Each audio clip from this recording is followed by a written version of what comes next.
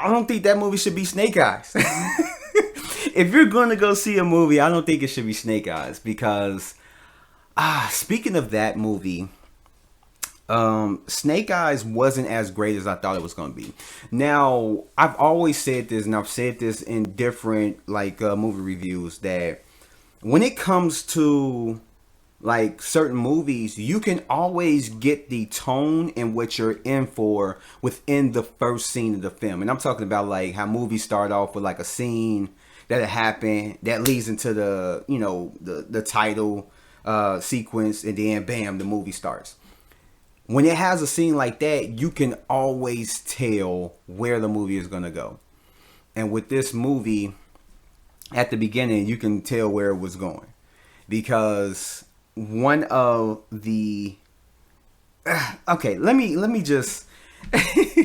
let me just go and start off with the good stuff. Because I don't want to sound like I'm just sitting here bashing movies. Because I don't want it to come out that way. So... the things that I do like about this movie is that they do have good setups, because if you are aware of G.I. Joe and everything else, I'm not too enthralled into like the comics and how it was back then and everything else when it was like a cartoon and all that stuff, like the stories between the characters and everything else. Because I grew up watching G.I. Joe when I was a kid, but I never paid attention or really liked it that much to really follow it. And plus, I was like young. I remember watching it in preschool. That's how young I was. They put it on for us in the morning time and everything else. But it was like, there is, what I have known is that there is a rivalry between Snake Eyes and Storm Shadow. And the way that they built that up within this movie from the beginning all the way to the end, I do like that setup. I really do like that setup. I do like the acting up in there. The guy who plays Storm Shadow, he does a really amazing job. Henry Golden as Snake Eyes. He's a great actor. I really do. I love him in Last Christmas. That's one of my favorite movies. One of my favorite Christmas movies of all time. And I thought that he did great as Snake Eyes in this film. And he, did a real good job. And as far as the rest of the film, I thought that it was good at some parts. Now, when it comes down to what I don't like about this film, there was a lot. First of all, what I was talking about at the beginning, the fight scenes. The fight scenes, oh my God, the fight scenes are so jarring. This is one of those movies where when you go to see it, you think like, okay, this movie is about martial arts. It has ninjas. Gonna have some great action scenes. It's gonna have some great fighting scenes. Like, I can't wait. And then you go see it and you can't see shit. Like, literally, you go into this movie expecting all this martial arts and you don't get none of that. Like, it just seemed like either the actors couldn't perform the choreography for the fight scenes right, so they had to cut it together to make it look somewhat, cohesive, or they didn't know how to shoot a fight scene. So they did what they did and then cut it together to make it kind of cohesive. And it didn't work out because there was so many close-ups, so much shaky cam, choppy editing. And I'm like, what the hell am I watching? It got to the point where by the second fight, I almost wanted to leave. But I was there with my son, so I'm like, I got to stay here. And hopefully the movie would get better. And it kind of didn't. Because the choppy editing and everything else was in every fight. Even in the action scene where they're on the road with the motorcycles and the cars and the swords and stuff. It's all up in there. It's crazy. Ugh. And I've never had a problem with a film's color grade, but for some reason, the film's color grade stood out to me. I mean, it's not a huge thing, but I just like, this movie looks so ugly. Like, I don't know. It just stood out. I don't know why. But there's a scene where, and this is just kind of like a nitpick, but there's a scene where Snake Eyes and this other guy, or Storm Shadow, is up in this truck that gets a whole bunch of knives thrown into it, basically almost kind of like cutting them and everything else, and they end up backing up and crashing. And I'm thinking like, they will probably get slashed if this was real life. They got swords like almost like a half an inch away from their face and away from certain body parts. That if you're in a big truck and you back up and you hit something, your body is going to shake. Especially if a knife is that close, you're going to get cut up. And surprisingly, there's no major cuts except for like Snake Eyes. But other than that, in this accident, they don't get cut by the sword, even though they're this like real close to the swords. And I just like, okay, that's not realistic. But one of the things that just really stood out to me was that the pacing is bad, just so bad. Things don't really kick up until the third act, which makes the movie feel way longer and way boring than what it was. The whole kind of middle act was just really repetitive. It was just all just about training. Nothing happens. Nothing really happens within the middle. Like literally the middle of the movie is so forgettable. Really forgettable. And then there's parts in this movie where you're dealing with ninjas. You're dealing with like ninja assassins. And I'm not about to get into specifics, but the security is weak. You would think these guys who are ninjas that can sneak in the buildings unknown in the shadows, and they can kill you before you even know that they're there. But yet people like, certain things that happen with security, and these ninjas don't know anything about it. They don't know anything about it. With not only ninjas who have this keen, instinct, but they have technology there, and security is still weak enough for somebody to be able to sneak into a vault or a building or whatever. And it's like, okay, how? And there's the character Scarlet. I'm not too familiar with G.I. Joe and the lore and the characters and everything else.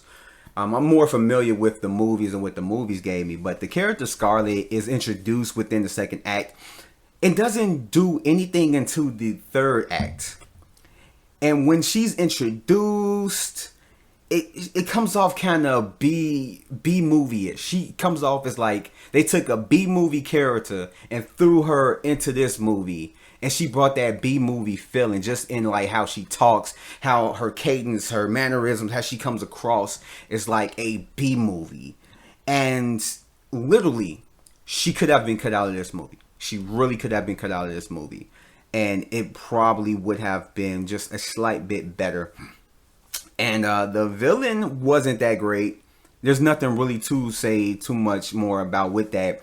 But one thing I can say is that there was good motivation for Snake Eyes. And I love basically how he is put. I love the story of how main characters, are put in a situation to where they have to be a certain way, like a double agent type of like way, where they have to get some type of information to get what they want. And then, something to happen where their conscience eat them, they tell them, it's just stuff like that. And I just kind of like stories of that nature.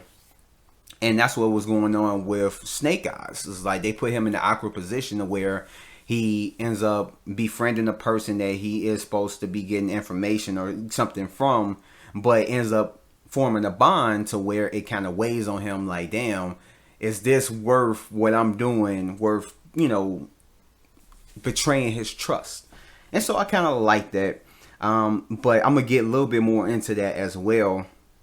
But this movie is predictable in parts. There is a setup in this movie that I even said to my son. I leaned over and I'm like, this is going to show up later on in the film. And sure enough, I was dead on correct. Just dead on correct. There were certain things that, like certain things, it's predictable. Not everything, but it's predictable how certain things play out.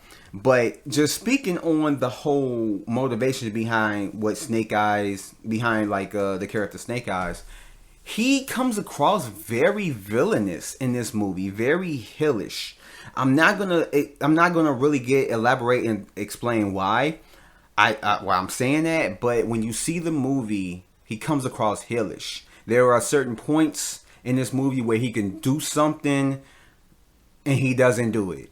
and it just like he just really it's set up to where he looks when you look at his character and what his character does throughout the film, he looks very villainous. He doesn't come across like he comes across as a good guy, but it's just the things that he does become across villainous. And when you look at it, Storm Shadow easily could have been the hero of the movie. And I don't know. That's just my perspective.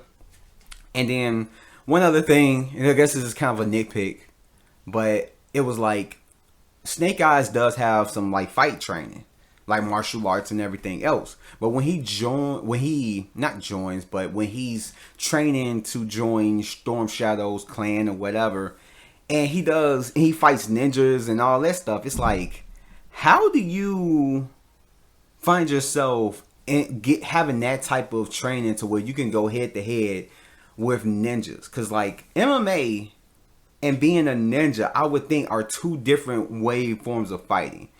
And being a ninja, that just requires just probably more of a better training method than it is to be an MMA fighter. I don't know. I'm not a martial artist. I can't say. But to me, that just kind of like stood out. That was just kind of a nitpick, I guess you could call it. And I'm just like, I guess it is what it's gonna be. That's whatever. But overall, Snake Eyes was a movie that I don't know, they could have done way better. Maybe given a better director, a better writer to fix up certain parts of the movie, to, certain things that characters do and everything else. Maybe even shorten the length. It could have been better, like a better like fight. Like they should have got a person who knows how to shoot a movie where fighting is involved. Because I'm expecting some John Wick. I'm expecting some like Jackie Chan, The Raid type stuff. It maybe not as gory or as bloody, but something that when we look at it, it's like, oh my God, the best things is like the martial arts. And when you look at it, that's the worst thing. The action is the worst thing of this film. Really just the worst thing. I didn't hate this film.